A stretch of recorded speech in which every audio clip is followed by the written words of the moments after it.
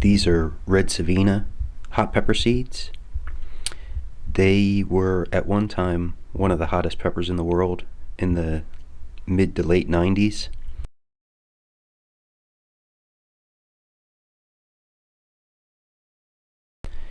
And they've just been sitting in a refrigerator for close to 15 years. So I decided to see if they would germinate.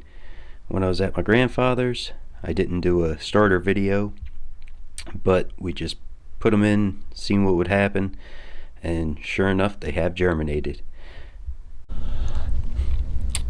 I planted 5 seeds per container, so this one's doing the best. It's around 80% germination. This one here is about 40% germination right now. This one here is also 40% germination. And right there, this one is 20% germination right now.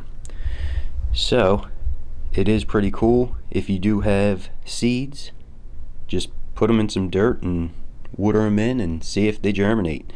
It's pretty awesome.